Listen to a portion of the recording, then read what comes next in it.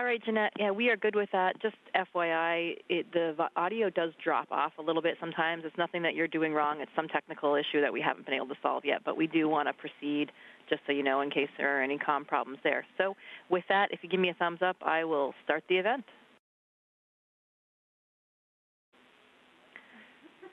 Station, this is Houston. Are you ready for the event?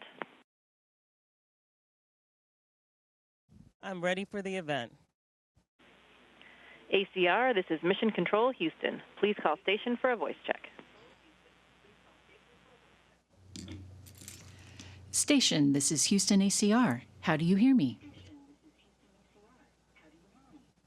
I have you loud and clear. How me? We have you loud and clear. Please stand by for opening remarks.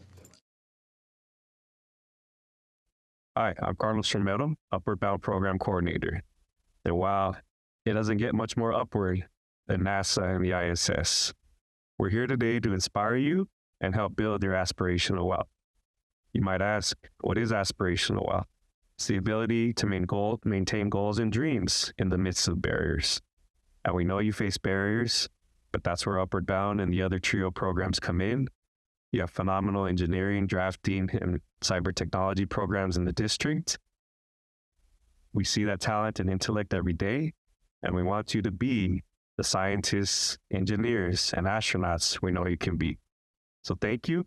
We want to send a special shout out to Jim De La Rosa and Genesis E. Vargas for inspiring us, and to Desert View and SUSD for hosting. Now here's our first question. I'm Joaquin. I'm in second grade. I'm from Korea Elementary. And what does the sun look like and feel like in space?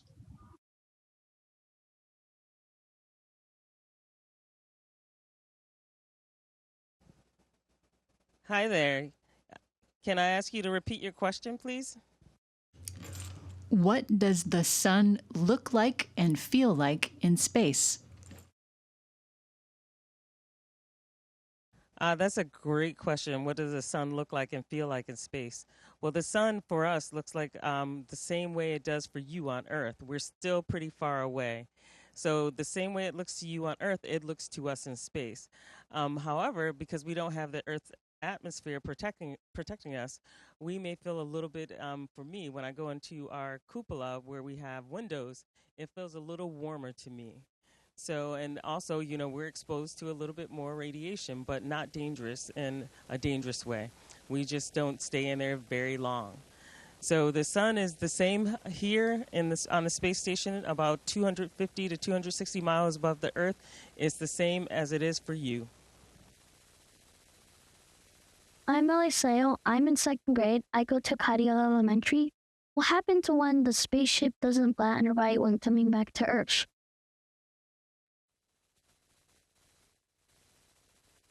So your question is, what happens to us when the spaceship takes us back to Earth and lands on Earth? Well, when we land on Earth, we just feel gravity suddenly. So right now, as we're about 250 miles from the Earth's surface, the gravity has decreased very much for us. So we're in like micro-G. So once we land back on Earth, we can feel Earth's gravity. And so because we haven't felt that in 6 months, it's going to feel very bizarre for us. So it's the same thing. The space shuttle Dragon brings us to the space station. All of a sudden, we feel micro-G. When we return, we go back to regular gravity. Hi, my name is Jamal Bukadir. I'm a sophomore here at Sunnyside High School, and my question is, how do spacecraft make artificial gravity? Well, here on our spacecraft, in the space station and on the Dragon vehicle, we don't have gravity. But we can have experiments here in micro-G that have gravity. And what it takes is a rotational force, which creates a centripetal force, the centrifugal force that pushes us out, and then you can start feeling gravity. So we don't really have gravity here on the space station or on the spacecraft, but we have experiments that have a rotating wheel that can simulate gravity. Hello, my name is Dana Arbizu, and I'm from Tucson, Arizona. And I have a question for you guys. Here's my question. What has been the most memorable or significant moment of your mission so far? And how has your experience on the International Space Station impacted your perspective on space exploration and human life beyond? Thank you. Well, let me start by saying every day here is a significant event. Being in microgravity is very unusual, and so every day is amazing. It's a gift. But for me, one of the most significant things that has happened so far was the total eclipse. And the way that we were able to view it from the space station. The way that we saw it was we saw a shadow moving along the surface of the Earth. So that's how we viewed it, and it was amazing to see an eclipse from a different perspective. And that's the thing that we get from here. We get a different perspective on our planet, Earth.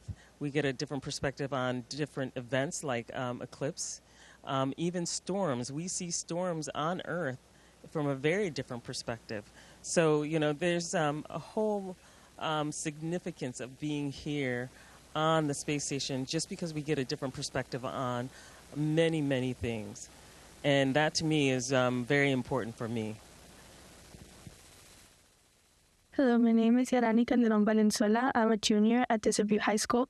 And my question for you guys is, how does your job tie to the different types of engineering, more specifically mechanical engineering?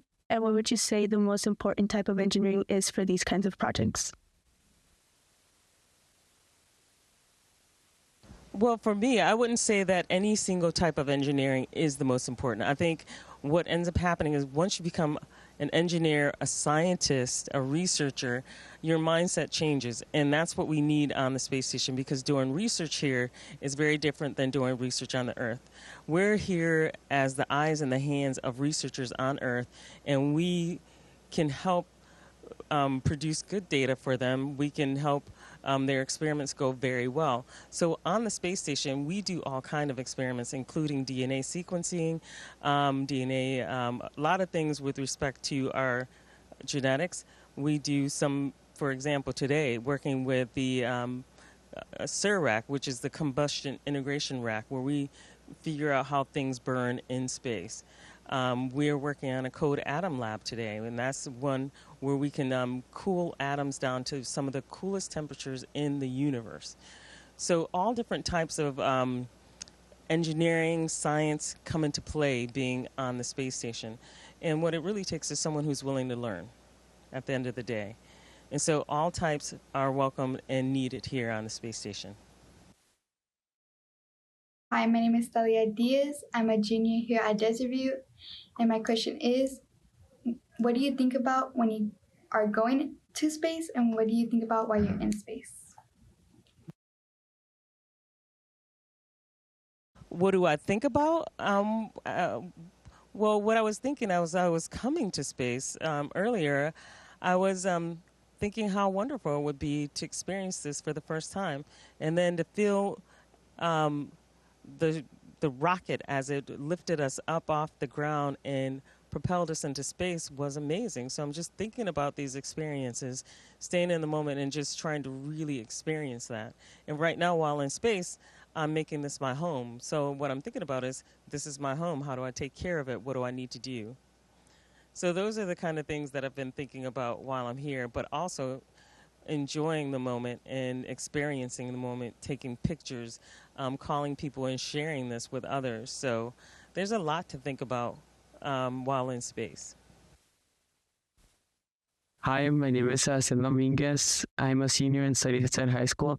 And my question for you is, what type of training, both physical and mental, does it require for you to be an astronaut in NASA and go to space?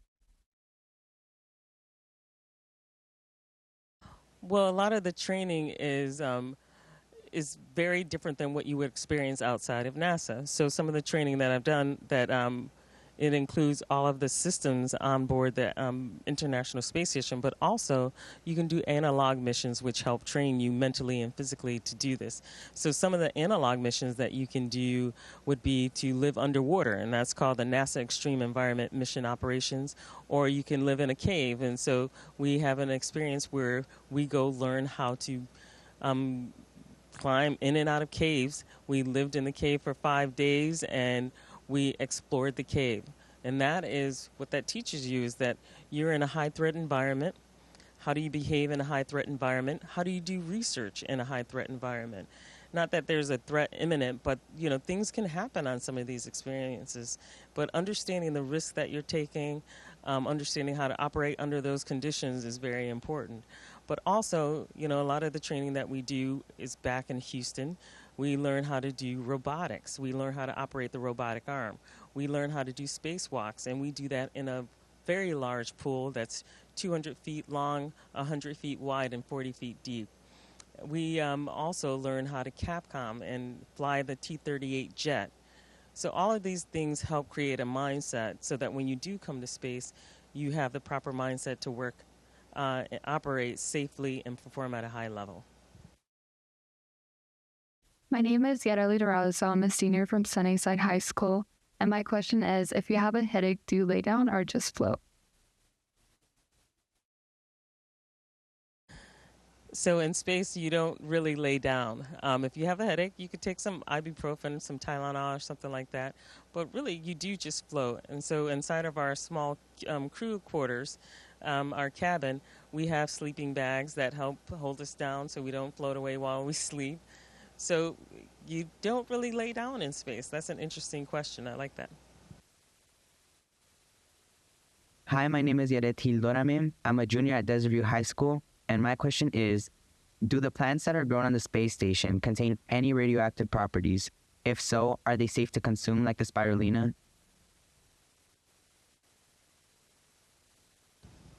Well, right now, we don't have any plants growing right now inside our modules, but normally, the plants that we grow are regular plants that you would see on Earth. They do grow a little differently, but there's no radioactivity on the plants or in the plants. So they're, for the most part, edible. Hi, my name is Vani Velarde Cruz. I'm currently a senior attending Sunnyside High School. And my question for you today is, what is the most breathtaking or awe-inspiring moment you experienced while up in space? Again, for me, the most awe-inspiring thing that I've seen since being here in space is not just looking out the window and seeing the Earth. That is awe-inspiring, but also along with seeing the Earth, awe-inspiring, seeing the Earth at nighttime as well, and looking at the atmosphere on the Earth at nighttime, but seeing the total eclipse across the Earth's surface was also very striking and very beautiful as well. So there's some great things that we can see from this vantage point. Hi, my name is Alexa Ledesma. I'm a junior at Desert Vista High School, and my question for you guys is, how can neuroinflammation tests being conducted on space be conducted on Earth without the microgravity environment? I'm sorry, sweetie, could you repeat your question?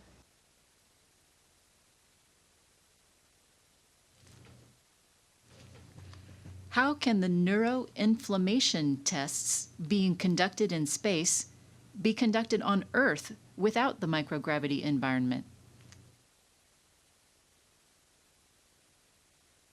Well, that's an interesting question. Are you talking about the fluid shift to the brain? If you are, we can measure the pressure behind our eyes using different tools that we have. We can even use different eye exams here on the space station. So I'm not sure which tests that you're referring to, but in general, we can measure the interocular pressure behind our eyes. And that kind of can give us an insight to some of the fluid shift that's in our bodies. But really, that's one of the main tests that we do to look at the pressure behind our eyes. Does that answer your question? Hello, NASA. My name is Anissa Medina, and I'm a senior at Desert Vista High School. My question for you is, what was the scariest experience you had on a mission in space?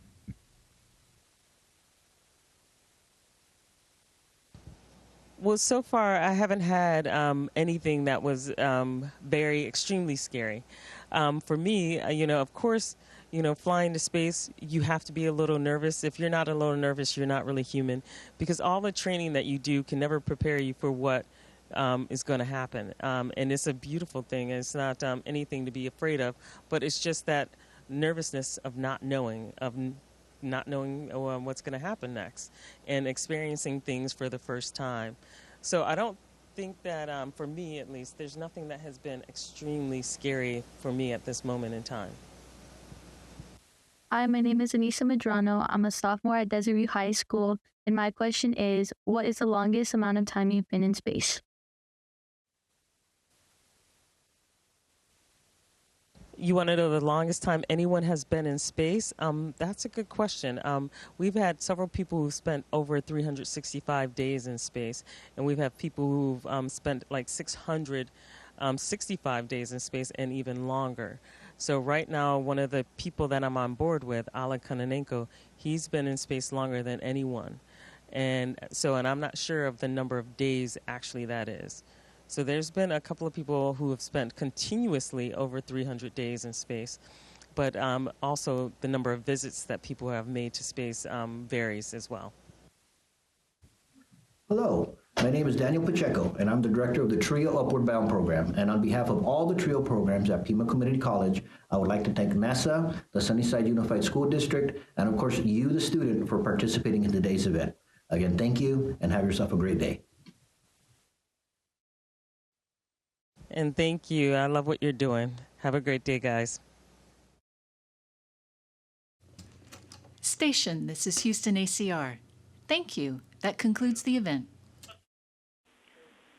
Thank you to all participants. Station, we are now resuming operational audio communications.